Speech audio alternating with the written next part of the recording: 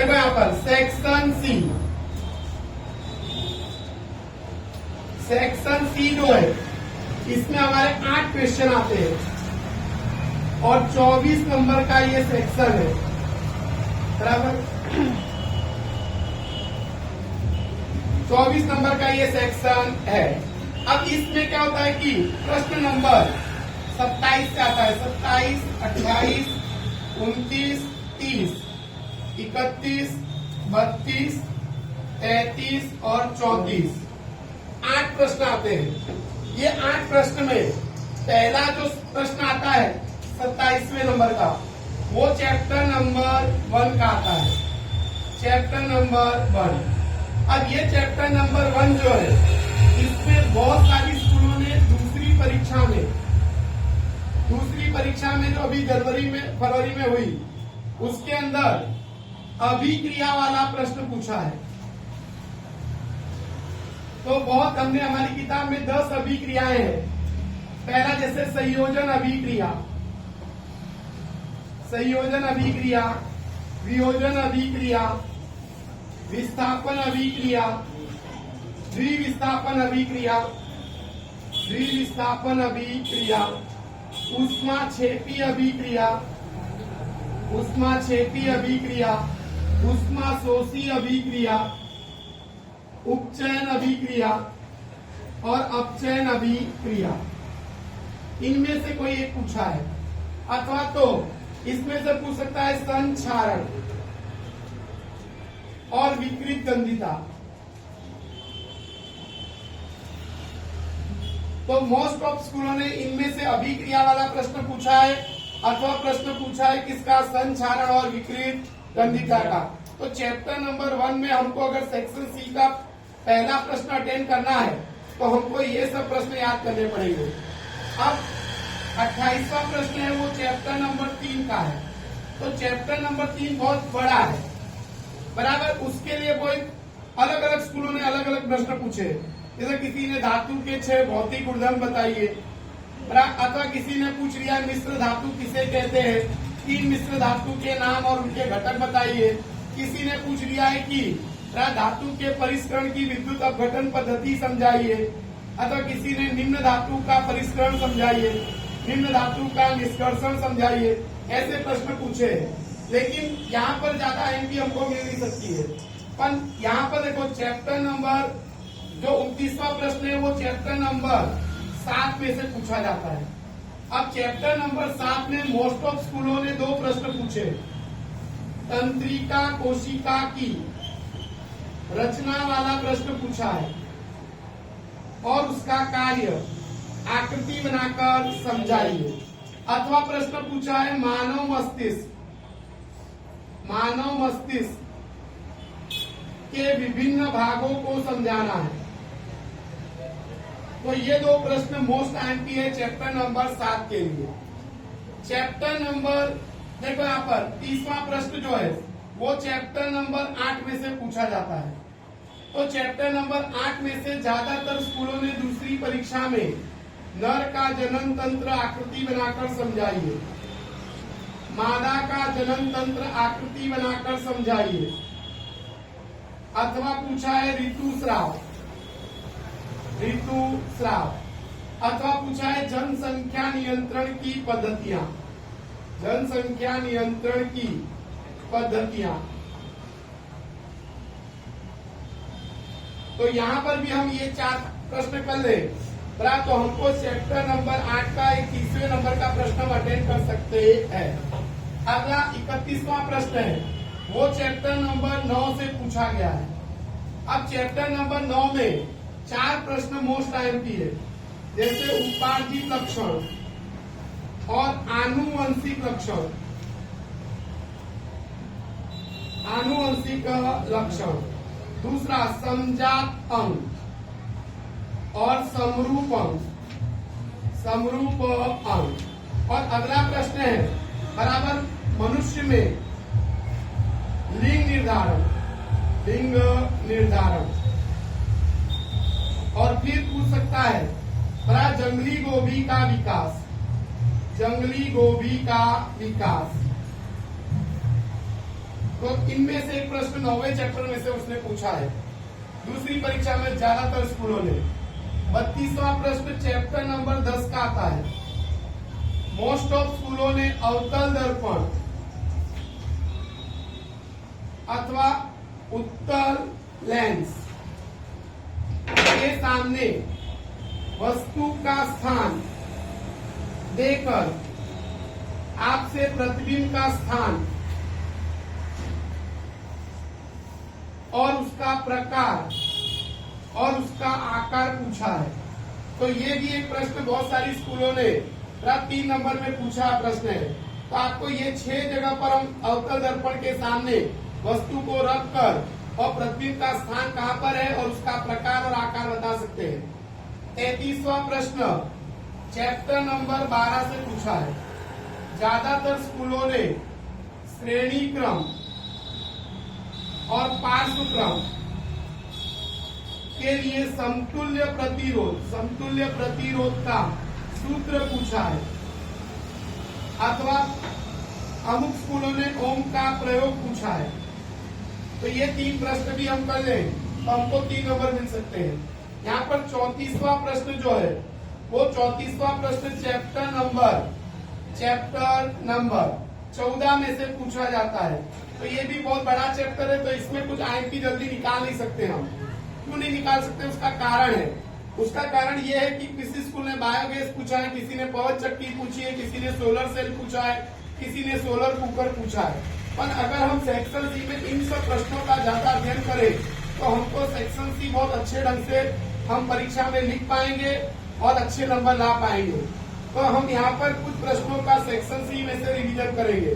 जैसे कि पहला है चैप्टर नंबर 1। चैप्टर नंबर 1 में अलग अलग अभिक्रियाएं पूछता है।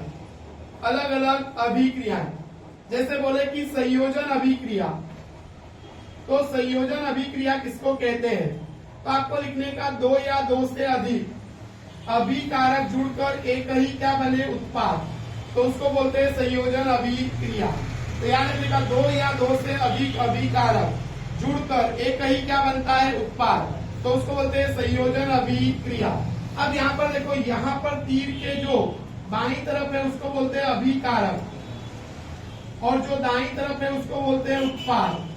तो लिखने का जिस रासायनिक अभिक्रिया में 2 अभिकारक जुड़कर एक ही क्या बनता है उत्पाद, तो उसको बोलते हैं संयोजन अभिक्रिया। दूसरा आता है इससे बिल्कुल उल्टी अभिक्रिया है वियोजन अभिक्रिया। तो वियोजन अभिक्रिया में क्या होता है कि एक अभिकारक टूटकर 2 या 2 से अधिक क्या बनते हैं उत्पाद, तो उसको हम बोलते हैं वियोजन अभिक्रिया। तो जिस रासायनिक अभिक्रिया में बराबर एक अभिकारक टूटकर 2 या 2 से अधिक उत्पाद बनते हैं तो उसको हम बोलते हैं वियोजन अभिक्रिया। याद रखना है कि संयोजन वियोजन की विपरीत अभिक्रिया है। हमारे स्वाध्याय में एक प्रश्न है कि संयोजन वियोजन की विपरीत अभिक्रिया है, समझाइए। तो यहाँ पर 2 अभिकारक जुड़कर एक उत्पाद बन रहा है और यहाँ पर एक अभिकारक में से 2 क्या बन रहे हैं उत्पाद, इसलिए संयोजन वियोजन की क्या है विपरीत अभिक्रिया। दूसरा तीसरा है विस्थापन अभिक्रिया।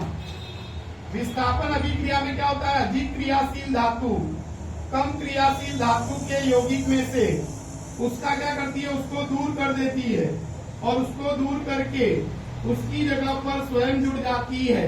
तो इस अभिक्रिया को बोलते हैं विस्थापन अभिक्रिया। जिस रासायनिक अभिक्रिया में अधिक क्रियाशील धातु कम क्रियाशील धातु के यौगिक में से उसका विस्थापन करती है और उसकी जगह पर स्वयं जुड़ जाती है, उस अभिक्रिया को विस्थापन अभिक्रिया कहते हैं। चौथा है हमारा द्विविस्थापन अभिक्रिया। द्विविस्थापन अभिक्रिया में क्या होता है कि 2 अभिकारक है, 2 अभिकारकों के बीच में क्या होता है, आयनों की लेन देन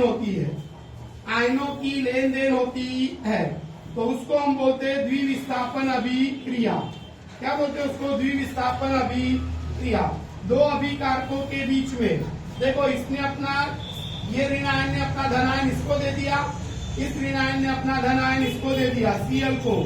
तो यहाँ पर 2 अभिकारकों के बीच में आयनों की क्या हो रही है, लेन देन। तो इसको बोलते हैं द्विविस्थापन अभिक्रिया। लेकिन यहाँ पर जो BaSO4 बनता है वो BaSO4 अविलेय स्वरूप में मिलता है या अघुलनशील होता है, अघुलनशील होता है। तो जिस रासायनिक अभिक्रिया में उत्पाद अविलेय स्वरूप में मिलता है तो उसको हम बोलते हैं अवक्षेप, और उस अभिक्रिया को बोलते हैं अवक्षेपण अभिक्रिया। तो अवक्षेपण अभिक्रिया कहते हैं जिस रासायनिक अभिक्रिया में दो अभिकारकों के बीच में आयनों की लेन देन होती है उसको बोलते हैं द्विविस्थापन अभिक्रिया। बराबर। और जिस रासायनिक अभिक्रिया में उत्पाद अविलेय स्वरूप में मिलता है उसको हम बोलते हैं अवक्षेप। क्या बोलते हैं उसको? अवक्षेप। और उस अभिक्रिया को अवक्षेपण अभिक्रिया कहते हैं। अगला हमारा आता है उपचयन और अपचयन अभिक्रिया, जिसको हम ऑक्सीडेशन अभिक्रिया भी बोलते हैं और इसको रिडक्शन बोलते हैं। उपचयन को ऑक्सीडेशन और अपचयन को रिडक्शन अभिक्रिया कहते हैं। तो यहाँ पर देखो, जिस रासायनिक अभिक्रिया में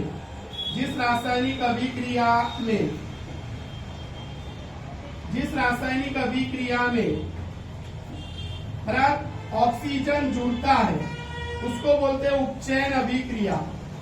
जिस रासायनिक अभिक्रिया में ऑक्सीजन जुड़ता है उसको बोलते हैं उपचयन अभिक्रिया। जिस रासायनिक अभिक्रिया में ऑक्सीजन दूर होता है उसको बोलते हैं अपचयन अभिक्रिया। और जिस रासायनिक अभिक्रिया में उपचयन अपचयन दोनों एक साथ होते हैं उसको बोलते हैं रेडॉक्स अभिक्रिया। रेडॉक्स अभिक्रिया कहते हैं अथवा उपचयन अपचयन अभिक्रिया कहते हैं। फिर से देखो, यहाँ पर कॉपर में ऑक्सीजन जुड़ रहा है इसलिए यहाँ पर ऑक्सीजन जुड़ता है तो इसको बोलेंगे उपचयन। पानी में से ऑक्सीजन दूर हो रहा है तो यहाँ पर ऑक्सीजन दूर हो रहा है इसलिए इसको बोलेंगे अपचयन। और दोनों अभिक्रिया एक में ही हो रही है इसलिए इसको बोलेंगे रेडॉक्स अभिक्रिया। तो इस प्रकार से इसके अलावा ऊष्माक्षेपी अभिक्रिया, जिस रासायनिक अभिक्रिया में ऊष्मा उत्पन्न होती है उसको बोलते हैं ऊष्माक्षेपी अभिक्रिया। और जिस रासायनिक अभिक्रिया में ऊष्मा क्या होती है, ऊष्मा का शोषण होता है उसको बोलते हैं ऊष्मा शोषी अभिक्रिया। तो ये 10 अलग अलग अभिक्रियाएं हैं हमारे चैप्टर नंबर 1 में। तो वो आपको याद कर लेने की, तो आपको चैप्टर नंबर 1 का जो पहला प्रश्न आएगा बराबर सेक्शन सी में, वो प्रश्न आप सरलता से लिख पाएंगे। ज्यादातर स्कूलों ने पूछा है कि संयोजन वियोजन अभिक्रिया पूछा है, किसी ने उपचयन अपचयन अभिक्रिया पूछी है, किसी ने पूछा है वियोजन अभिक्रिया किसे कहते हैं और उसके प्रकार बताइए। तो वियोजन अभिक्रिया के 3 प्रकार है। अगर ऊष्मा के द्वारा वियोजन हो रहा है तो उसको बोलते हैं ऊष्मीय वियोजन, और प्रकाश के द्वारा वियोजन हो रहा है तो उसको बोलते हैं प्रकाशीय वियोजन, और विद्युत के द्वारा वियोजन हो रहा है तो उसको बोलते हैं विद्युत वियोजन। तो वियोजन अभिक्रिया किसे कहते हैं? जिस रासायनिक अभिक्रिया में एक अभिकारक टूटकर 2 या 2 से अधिक क्या बनते हैं उत्पाद, तो उसको हम बोलते हैं वियोजन अभिक्रिया। अब वियोजन अभिक्रिया में हम पदार्थ को 3 तरीके से ऊर्जा देते हैं, 3 तरीके से हम उसको ऊर्जा देते हैं। अगर हमने ऊष्मा के रूप में यानी गर्म किया है, ऊष्मा दी है उसको, तो उसको बोलते हैं ऊष्मीय वियोजन। अगर प्रकाश की उपस्थिति में उसका वियोजन हो रहा है तो उसको बोलते हैं प्रकाशीय वियोजन। और अगर विद्युत धारा प्रवाहित करने पर उसका वियोजन हो रहा है तो उसको बोलते हैं विद्युतीय वियोजन। तो ये चैप्टर नंबर 1 के 10 अभिक्रिया थे।